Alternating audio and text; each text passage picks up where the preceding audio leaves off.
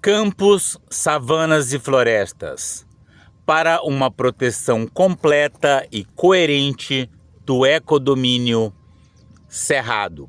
Esse é o terceiro vídeo que a gente faz dessa série chamada A Revisão da Crise do Cerrado, baseado no artigo do mesmo nome, né? Destacando ameaças e discutindo futuros caminhos para salvar o hotspot de biodiversidade do Brasil. O artigo foi publicado nessa revista Nature Conservation e o primeiro vídeo foi uma apresentação geral. Depois falamos do cerrado em alerta, né? O desmatamento crescente, e agora a gente vai entrar nessa coisa da variação das fitofisionomias do cerrado e suas implicações para a conservação da biodiversidade. O cerrado, enquanto ecodomínio, compreende uma das paisagens ecológicas mais complexas e, paradoxalmente, mais negligenciadas do planeta. Embora comumente seja rotulado como uma savana tropical, essa classificação é conceitualmente imprecisa e politicamente reducionista, pois ignora a real diversidade estrutural da região. O cerrado abriga diferentes tipos de biomas, campos, savanas e florestas tropicais, que funcionam como ecossistemas distintos em termos de estrutura, processos ecológicos e vulnerabilidade. Então tem muita gente que equivocadamente fala que o cerrado é uma savana. Não, o cerrado não é uma savana. O cerrado inclui savanas, né? E inclui várias outras coisas. Tem gente também que chama o cerrado de bioma. Não, o cerrado não é um bioma. O cerrado é um ecodomínio. E essa é uma das teses centrais aqui desse artigo.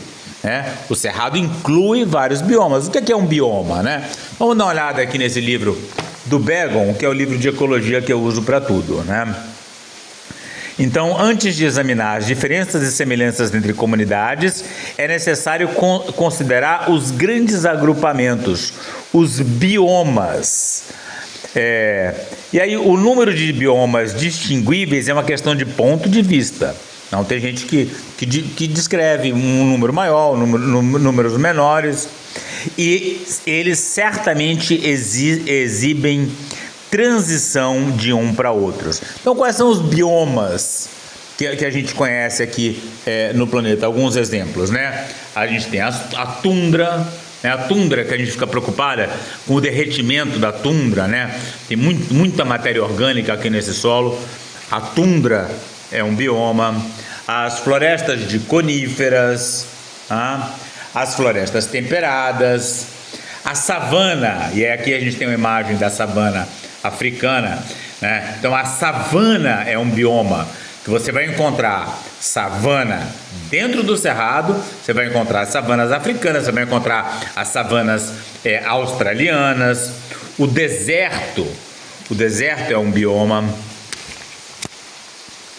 E as florestas pluviais também são um bioma, né? Então, vários outros, como o Begon bem disse aqui no livro, você pode dividir mais ou agrupar mais, dependendo do gosto do freguês. Esses ecossistemas, conhecidos no Brasil como fitofisionomias, não estão distribuídos de forma contínua, mas sim em mosaicos altamente dinâmicos e interdependentes, o que impõe desafios adicionais à sua conservação, monitoramento e manejo. Então, vamos falar de conservação do cerrado? A gente não pode deixar de falar do Parque Nacional das Emas, né?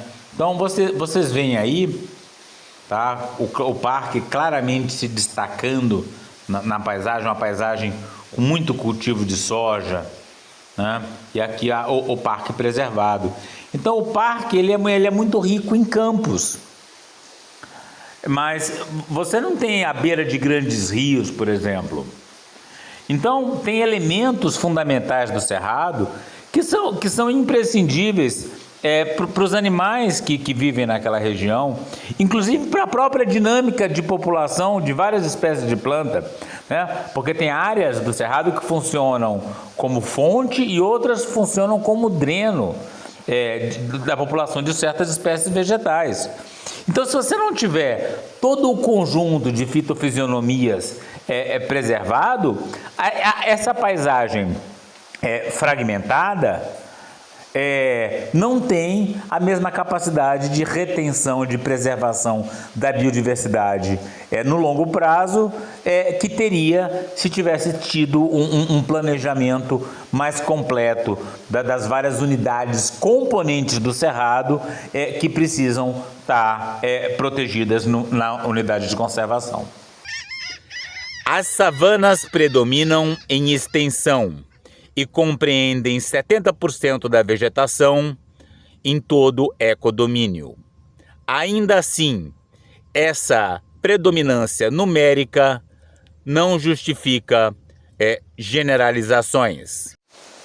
Não é porque a maior parte do cerrado é representado pelas savanas que o cerrado é simplesmente uma savana. Não, tem muito mais do que savana no cerrado.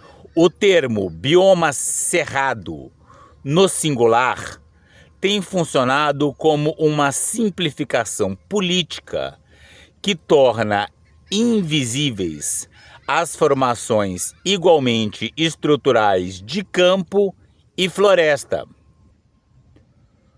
Como propõe Marcos Batalha, essa definição é incompatível com a literatura ecológica internacional, que reconhece os biomas como unidades fisionômicas e funcionais, e não apenas florísticas. Sob essa perspectiva mais refinada, o cerrado não constitui um único bioma, mas sim um conjunto de biomas organizados em ecossistemas interdependentes, cuja compreensão exige abandonar características simplificadoras e reconhecer a heterogeneidade como elemento central. Ecossistemas campestres. Caracterizados por uma camada herbácea arbustiva dominante e cobertura arbórea inferior a 5%, incluem campo limpo, campo sujo, campo rupestre, ocorrendo preferencialmente em solos rasos, bem drenados e de baixa fertilidade. Os campos do cerrado estão cada vez mais e rapidamente pressionados pela expansão urbana, fragmentando habitats e comprometendo sua integridade ecológica. Certas variantes enfrentam ameaças ainda maiores, devido às suas características geológicas, que as tornam alvos prioritários para a extração mineral, como o campo rupestre.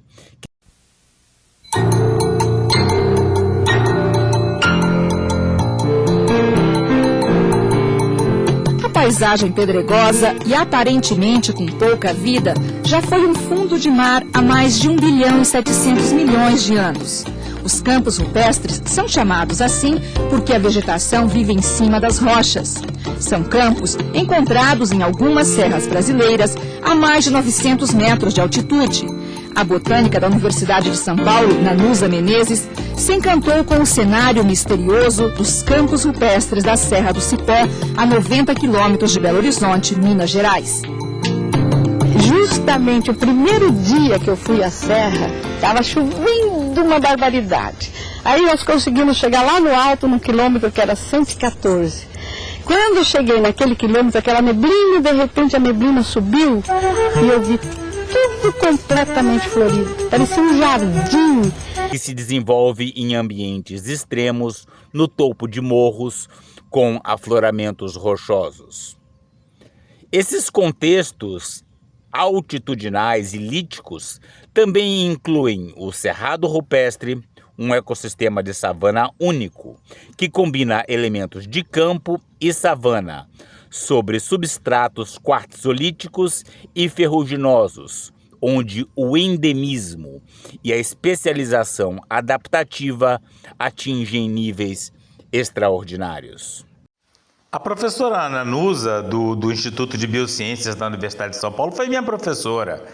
E vários professores maravilhosos ali na botânica, né? O Pirani, a Juliette, todo mundo encantado pelos campos rupestres do Cerrado, porque o endemismo é como se fosse assim um paraíso dos botânicos, porque você tem uma diversidade imensa de espécies que só existem lá, naquele ambiente muito restrito.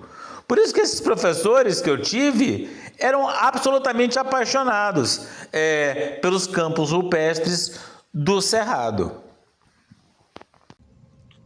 Juntos, o campo rupestre e o cerrado rupestre ocupam cerca de 7% da área total do Cerrado, destacando sua raridade e importância estratégica para a conservação da biodiversidade.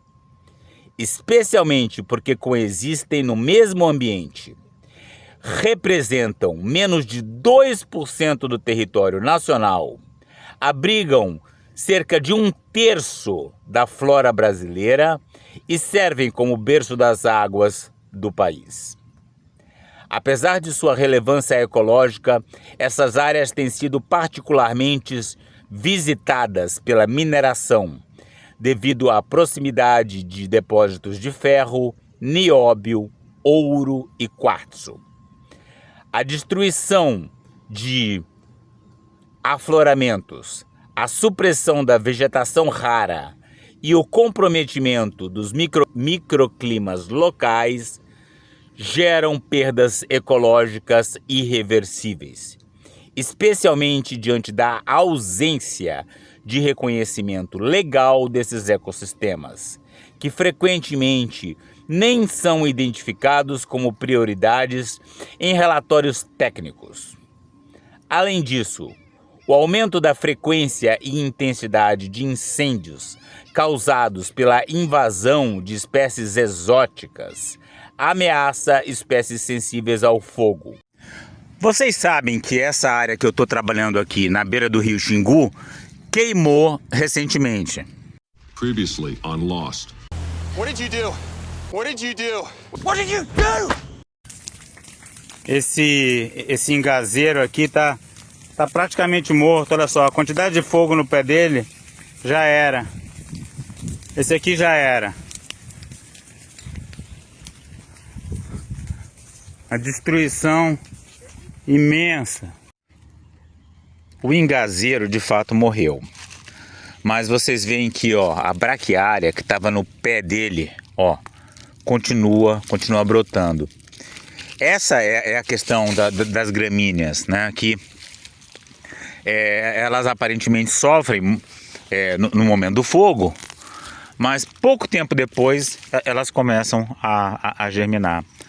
Por isso que a minha ação aqui no momento tem sido concentrada em combater as gramíneas, para que essa área não volte a queimar. E aí tem uma coisa com as gramíneas exóticas africanas, que elas têm uma produtividade monstro. Elas crescem numa velocidade incrível. E aí quando elas chegam a essas áreas remotas do Cerrado, com aquela flora endêmica muito sensível, né, mas que está lá há milhões de anos, e a braquiária queima, ela leva tudo ou quase tudo. E aí ela rebrota e já está pronta para queimar de novo 1 ou 2 anos depois. E aquelas plantas não sobrevivem a esse regime de queima tão frequente. E aí as espécies vão sumindo, né? Esses campos rupestres que fazem parte do ecodomínio do Cerrado vão se perdendo de uma forma trágica. que antes sobreviviam isoladas nos afloramentos, protegidas pela escassez de combustível natural no topo dos morros. Vocês entendem, então? A escassez de combustível natural protegia aquelas plantas do fogo. Aí agora, essas gramíneas exóticas, elas promovem uma imensa quantidade de combustível natural. E aí tudo queima, né? E é por isso que eu tô andando aqui, olha, já atrás de qualquer braquiáriazinha. Tá vendo aqui, olha? Ó, isso aqui é uma braquiáriazinha, ó, sobrevivente. Eu arranco tudo, né? É fácil fazer isso aqui, numa rua de 1000 metros de comprimento. Agora, vê o domínio do cerrado. Quem é que vai proteger aqueles parques todos da invasão dessas gramíneas exóticas? Esse ciclo de incêndios, facilitado por espécies invasoras de gramíneas, acelera a homogeneização da paisagem e coloca em risco definitivo espécies endêmicas que dependem de microhábitats frágeis. Por fim, espécies invasoras podem aumentar indiretamente o risco de doenças infecciosas e zoonóticas, ao criar condições favoráveis à proliferação de vetores como carrapatos. E aí, sobre espécies invasoras, são os animais e vegetais, né? Então, os cães, os gatos, os javalis, os porcos, né? Toda essa bicharada que não é do ecodomínio do cerrado, entrando ali, leva a doença para os bichos nativos, claro. Não confundir com a discussão sobre Leucena leucocéfala aqui na Amazônia, tá? A Leucena ajuda isso aqui a ser, de novo, um ambiente florestal, coisa que não é aqui, né? Então a luta aqui, para o fogo não pegar de novo, é fazer com que isso aqui seja logo um ambiente florestal. Ó, todo aquele capinzão ali queimou. Isso aqui já é tudo rebrota. E Leucena leucocéfala ajuda muito nisso aqui. É diferente do cerrado, porque se eu tivesse no cerrado, eu não precisaria recuperar a estrutura florestal. Você tem estruturas de gramíneas nativas, originárias, que merecem e precisam ser valorizadas, colocando em risco populações animais, suas interações com espécies vegetais e também representando riscos à saúde humana. Ecossistemas savânicos. Caracterizados por um estrato arbóreo arbustivo descontínuo sobre um subbosque herbáceo dominante, com cobertura arbórea variando entre 5% e 50%, englobam uma diversidade de ecossistemas: cerrado denso, cerrado ralo, cerrado rupestre. Do que a gente está falando, né? Eu estou aqui no meio da Amazônia no projeto de reflorestamento do professor Emil, né? A minha parte ali aqui é a parte do professor Emil. Então você vê que aqui a gente tem alguma cobertura vegetal. Olha que lindeza, só esse cajazeiro. Olha, ele até lembra uma árvore de cerrado, tá? Então não é simplesmente um campo, né? A gente tem o capim como elemento fundamental aqui da paisagem. Na verdade, esse capim aqui é outra história, né? Na Amazônia a gente tem que eliminar esse capim para recuperar o ambiente, a estrutura florestal. Mas se isso aqui fosse cerrado, a gente tinha que favorecer as espécies de gramíneas nativas e atacar a braquiária, as gramíneas exóticas invasoras. Cerrado típico, palmeiral, parque de cerrado e veredas. Meu padrinho disse que no sertão, Deus mesmo quando vier, que vem armado.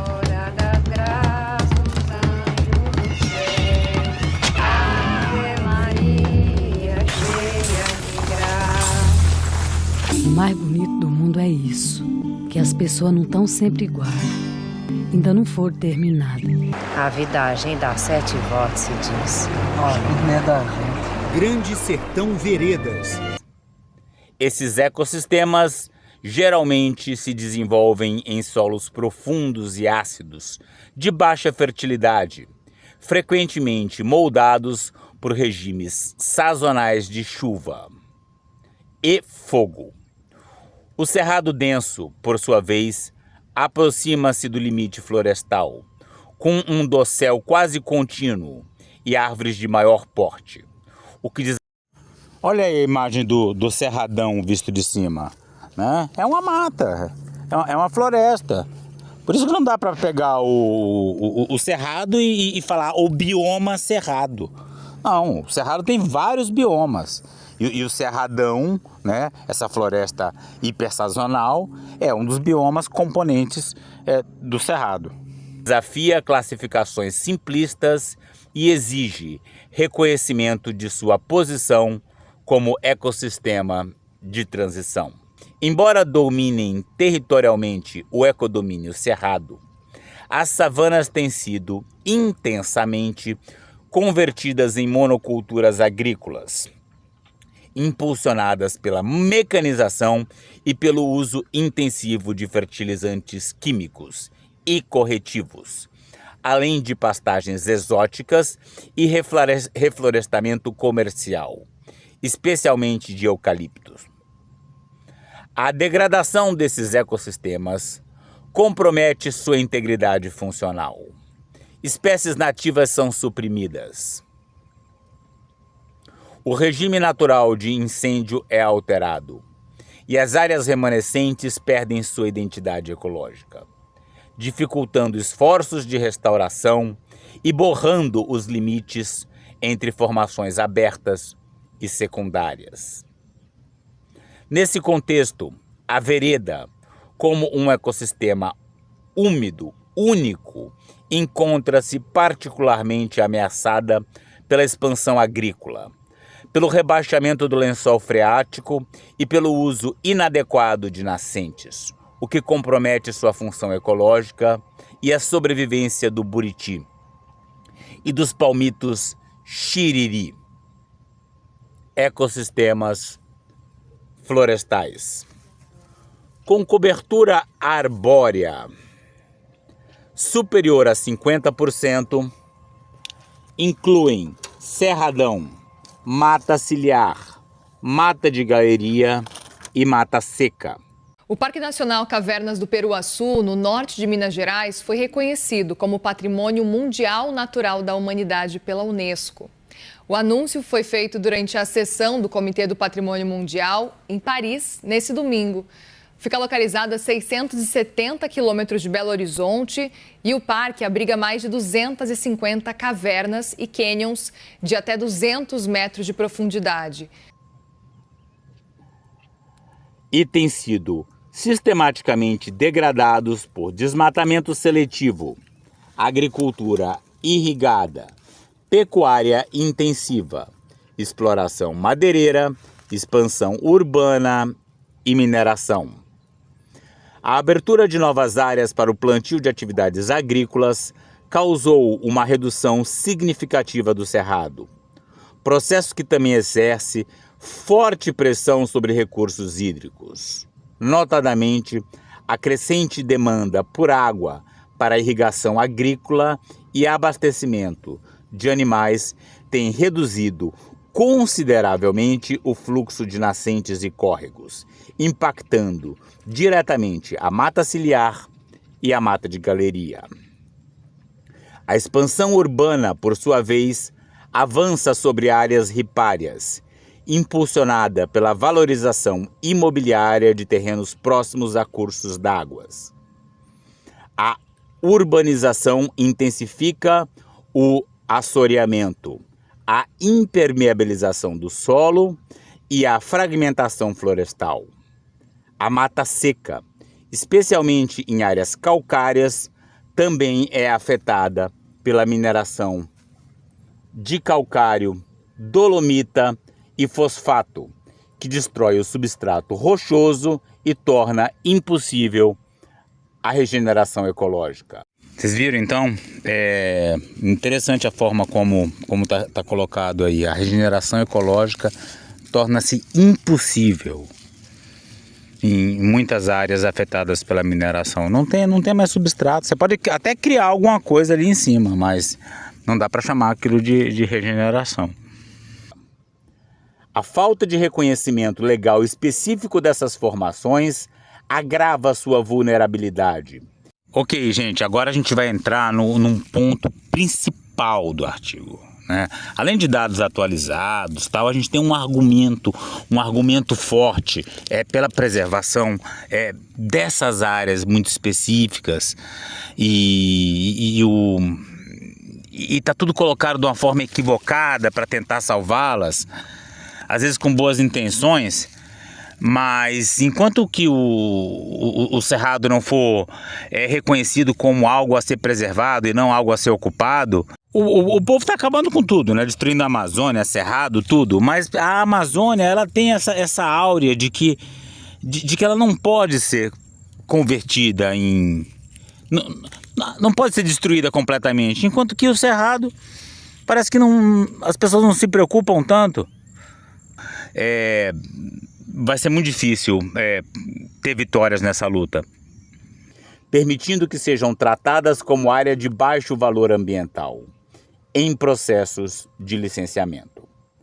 A perda dessas florestas compromete a biodiversidade associada, interrompe corredores ecológicos e enfraquece os serviços ecossistêmicos que sustentam a resiliência hídrica e climática do ecodomínio. É importante enfatizar que as principais mudanças no uso da terra observada nos campos, savanas e florestas do Cerrado são facilitadas pela abertura de novas estradas. Figura 4.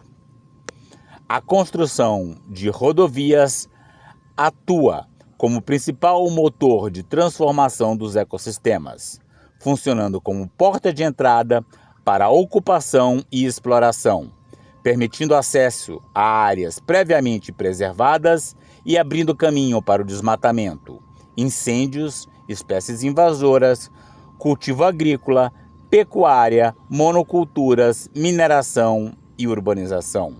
A gente fala muito aqui no canal da desgraça que é a reconstrução da BR-319, né? Porque ela tem proporções continentais. Mas tem uma profusão de estradas menores abrindo espaço, abrindo acesso para as áreas, para o que sobra das áreas mais remotas do Cerrado. Essa sequência de transformações é uma característica comum em todo o ecodomínio cerrado, intensificando a fragmentação e degradação de seus diversos ecossistemas. Presta atenção nisso que vem agora. Algumas estratégias recentes de conservação recorreram à reclassificação dos ecossistemas do Cerrado como pertencentes a outros ecodomínios, com o objetivo de garantir maior proteção legal. Olha só, presta atenção, é o jeitinho brasileiro da biologia da conservação. Por quê? Porque o cerrado é o patinho feio da conservação, tá? Se falar que é do cerrado, é meio caminho andado para destruírem logo. Aí tem algumas formações rupestres que fazem parte do ecodomínio do cerrado, né? Logicamente, pela definição do que a gente entende ser cerrado ou não. Mas o pessoal está botando como sendo parte da Mata Atlântica para ver se consegue salvar, porque se fala que é um componente da Mata Atlântica, você tem mais chances de conseguir preservar alguma coisa. Porque se falar que é do cerrado, é a mesma coisa que falar, ó, pode destruir. Um exemplo emblemático é a tentativa de classificar o campo rupestre como parte da Mata Atlântica, sob o argumento de que ocorrem em áreas de transição e compartilham certos táxons florísticos. No entanto, essa associação é ecologicamente imprecisa. Tratam-se de ecossistemas adaptados a solos líticos, climas extremos e altas altitudes, com elevado grau de endemismo e especialização. Você entende? As pessoas pegam uma coisa que é do ecodomínio do Cerrado, com características de Cerrado, características ecológicas, e fala que é Mata Atlântica só para ver se consegue salvar, mas não pode ser por aí. A gente precisa parar com esse negócio de que dá para destruir o Cerrado, cuja identidade está profundamente enraizada no ecodomínio Cerrado e na Serra do Espinhaço, uma cadeia montanhosa no leste do Brasil, que se estende por Minas Gerais e Bahia, e não na Mata Atlântica e seus campos de altitude. Outro exemplo frequente de reclassificação visando beneficiar-se de maior proteção legal sob a lei da Mata Atlântica é a inclusão de florestas secas, incluindo o ecossistema Mata Seca do Cerrado, como parte deste ecossistema. Essas tentativas de translocação biogeográfica revelam não apenas fragilidades institucionais, mas também uma dependência simbólica das florestas tropicais como paradigma de conservação. O mesmo se observa no Código Florestal, que exige a proteção de 35% da vegetação nativa em áreas de cerrado na Amazônia Legal, mas apenas 20% no restante do ecodomínio. Uma assimetria que ignora a real vulnerabilidade e importância ecológica do território. Em vez de tentar incluir os ecossistemas do Cerrado sob a proteção legal da Mata Atlântica ou da Amazônia, o caminho mais coerente e justo seria reconhecer definitivamente o Cerrado como um hotspot de biodiversidade que ele é. Isso implica proteger todos os seus ecossistemas com instrumentos legais próprios, sensíveis à sua heterogeneidade e à sua centralidade ecológica no território brasileiro.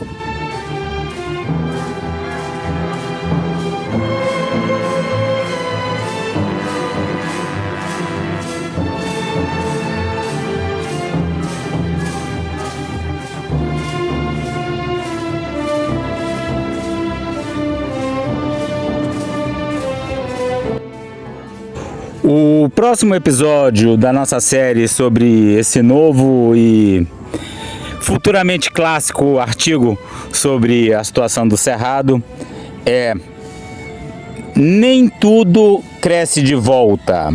A banalização do fogo e o aumento na degradação do Cerrado.